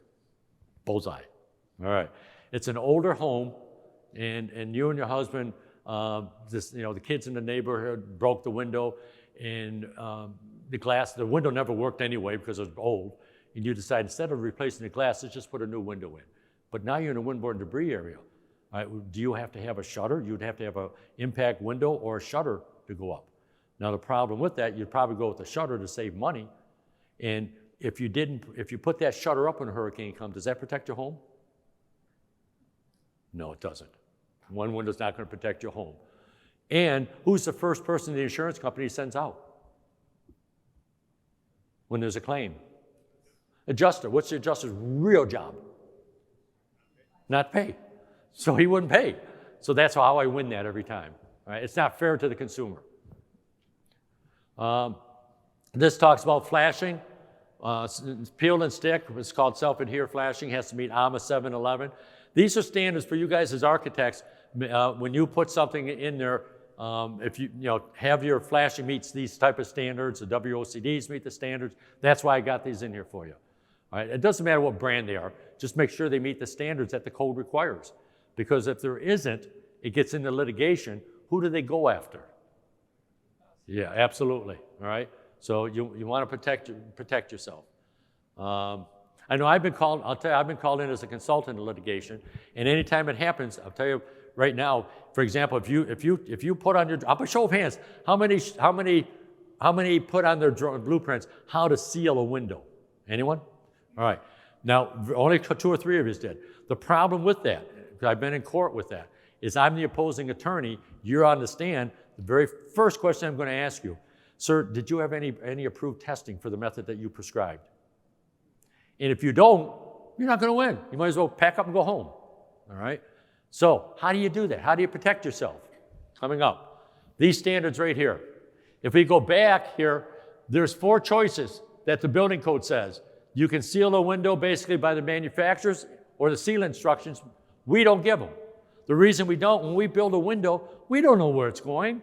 We don't know if it's going into wood, if it's going against a buck, if it's going into concrete, if it's going against aluminum. We don't know these things. The sealant people are the same way. Some sealants will stick to vinyl, some to steel, some to wood.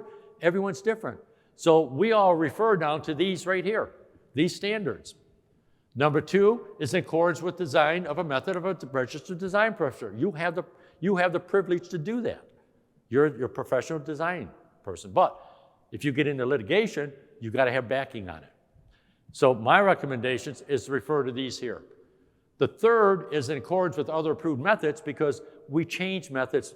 We update programs, as I said, standards within every 5 years. That doesn't coincide with a 3-year code cycle. So if something can be changed during that cycle, it could be used. And then these are the standards. I actually helped write these standards. I was a co-chairman for this group. We spent 3 years with the University of Florida in Gainesville. We built 32 different walls in concrete and wood. I had dealers, or manufacturers, I should say, from all over the country send installers, the best installer. They would do their method of installation. The engineers at that school up there would test it, and one engineer actually did his thesis on it. He gave it to the Florida Building Commission. They gave it back to us and said, we want you to write standards on this thesis, and that's what these are right here. So it's been approved by the Florida Building Commission, along with many other groups. And these are what they are. The 100 and the 2 and the 300 are for windows or doors going into wood. The 200 and the 400 are for windows or doors going into a masonry construction. The 250 is something they do up in North Carolina and other states. We don't do in Florida. Or we put a nail fin into a block wall. All right. So that's a little bit different. But that, and again, you have those. They're available to you. If anyone wants those, or you can spec them without even knowing what they are. But if you want those, because I was one of the authors of it, I can give them to you for free. So just reach out to me by email and I can send them to you. If you go to one of the websites for FMA or AMA or W, it's $30 for each of them, okay? And I don't need any tips. Anchoring requirements, just have to be, windows and doors have to be anchored and sealed the way to test it. That's what it comes down to. Here it shows different types of bucks, 1 by bucks, 2 by bucks, doesn't make any difference, all right? It specifies how they have to be anchored. And the key thing is they need to be anchored the way they were tested. That would be found on the NOA or Florida product approval. Now, the codes actually specify that you have to go into your substrate. If a guy is building an arch this way here, all right, is that considered structural? Not really. Most building departments are going to red tag them unless they have a long anchor going up into that substrate. They have the right to do that. This is the way that should be poured. So now that substrate's easier to anchor into. NOAs and Florida product approvals, all you want to do on a Florida product approval is this. Make sure that it's been approved for the 7th edition. If it says 2010, that ain't the 7th edition, all right? It should be, so make sure that it's approved for the 7th edition.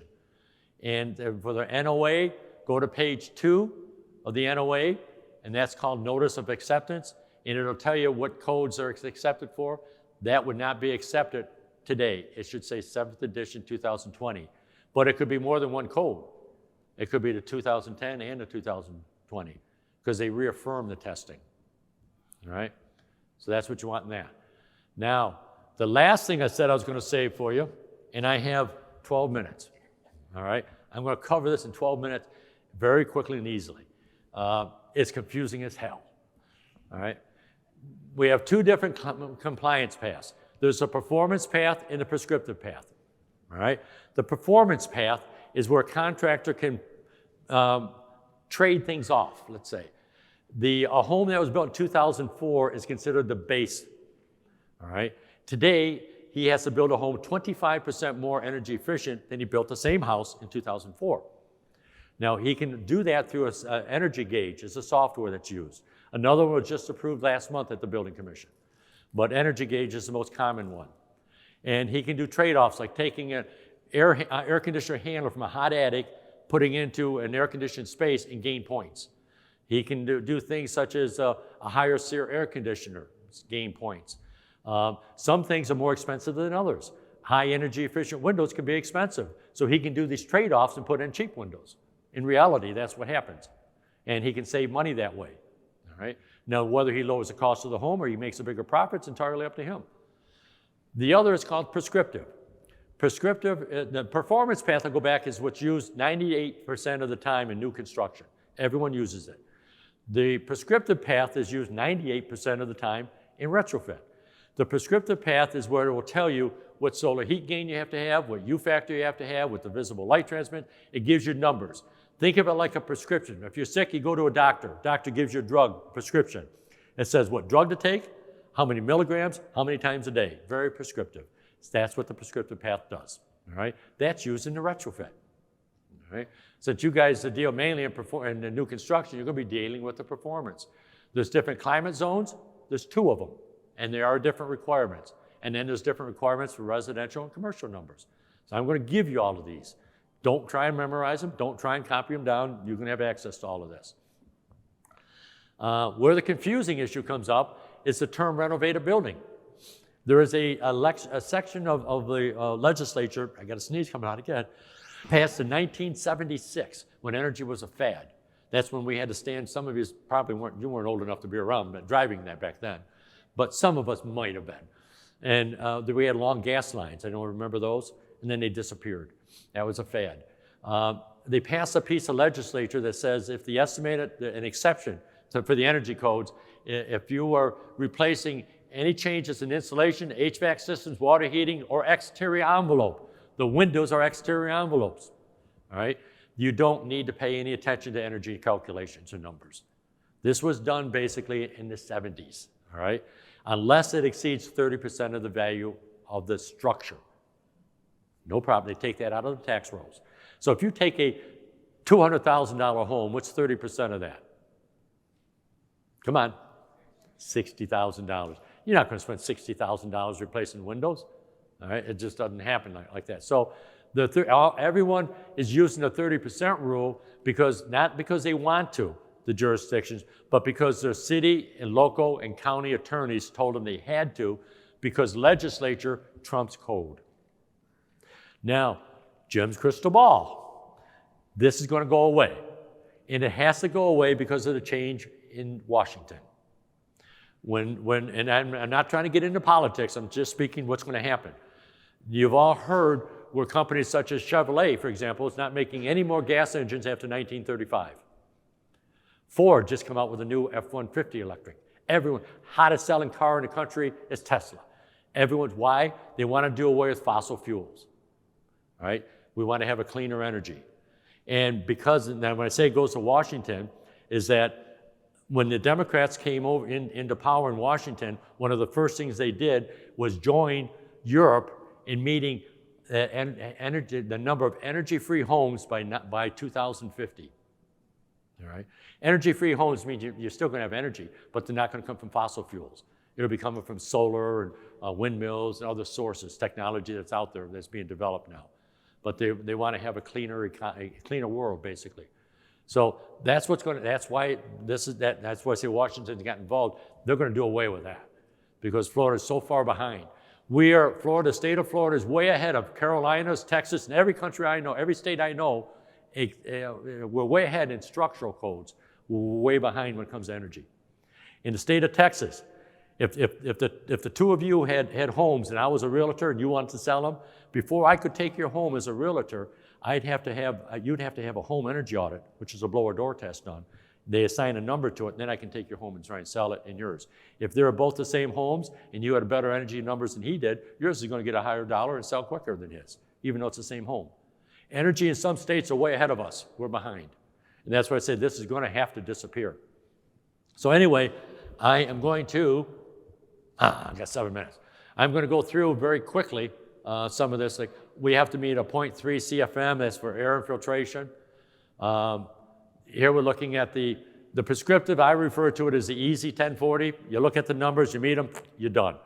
The performance, that's like they're using the 1040 long form. You got to pull out that energy gauge and start calculating things, moving things around, juggling things around, and try and get to where you have to go.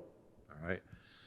Fenestration, this just says that all these ratings have to be NFRC ratings. So keep that in mind. That's important. If you're speccing something, make sure that the ratings are NFRC. The code requires that. NFRC stands for National Fenestration Rating Council. All right. This is the section of the code in the Energy Conservation Book, R30313, where it specs it. If you don't use the NFRC, all right, then it's going to tell you that you're going to have to go to a default chart. The default charts are very punitive, so you don't want to have to go there. All right. We live in climate zones 1 and 2 in Florida. There are 8 zones in the United States. Florida consists of 1 or 2 climate zones. All right. So those are, if you look at the zone 1, the NR means there's no restriction up here. Climate zone 1 is from West Palm Beach south and from Lee County south. Everything above that's climate zone 2, you'll see on a map. All right. If you're climate zone 2, the fenestration product has to meet a U factor of a 0.40, all right, and a solar heat gain of a 0.25 on 1 and 2. So that shows, so it's very simple. These charts actually come out of that chart comes out of the ICC that we use as a base code. That's why it shows 8 different zones, even though we only have 2 in Florida. Okay?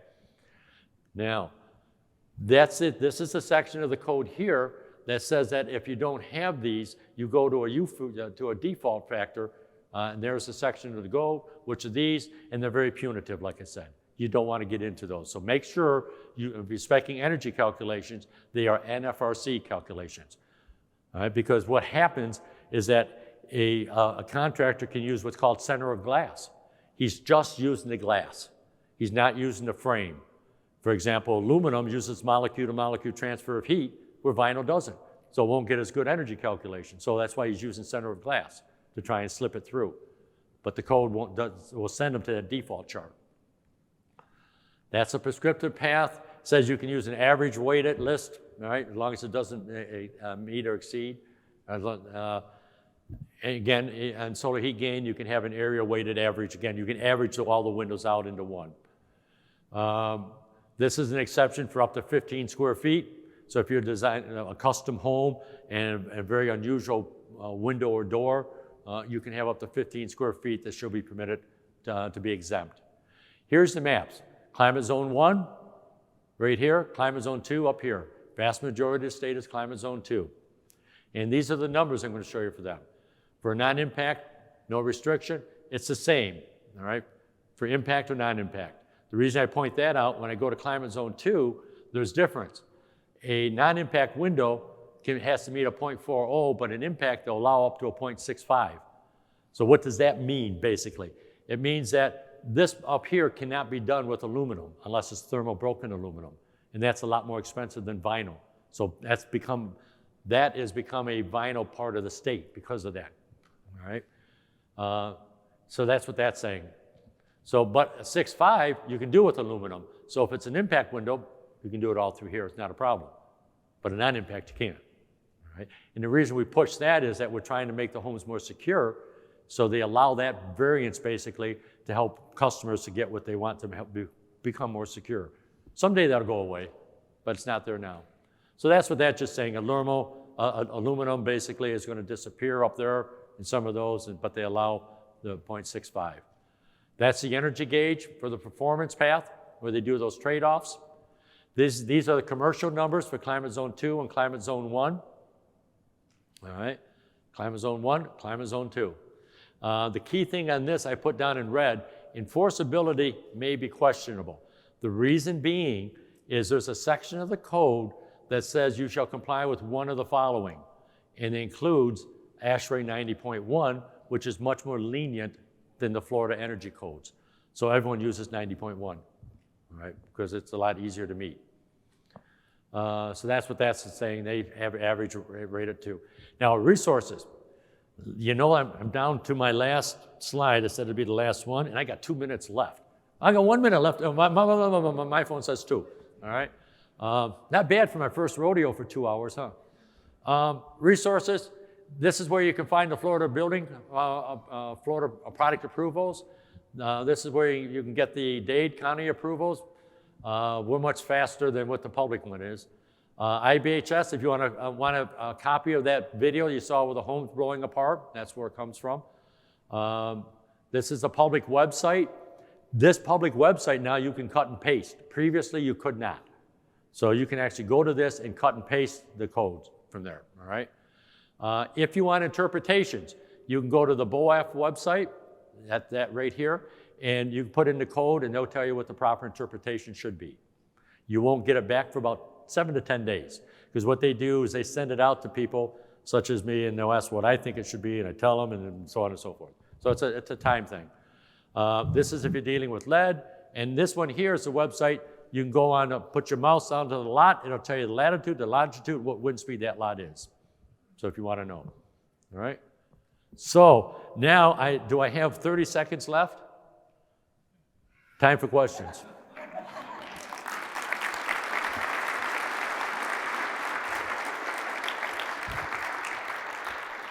Once again, I want to thank everyone for hanging in there. It's a very dry subject. People ask me, how'd you get into building codes? I had insomnia. You read a building code book, it'll put you to sleep.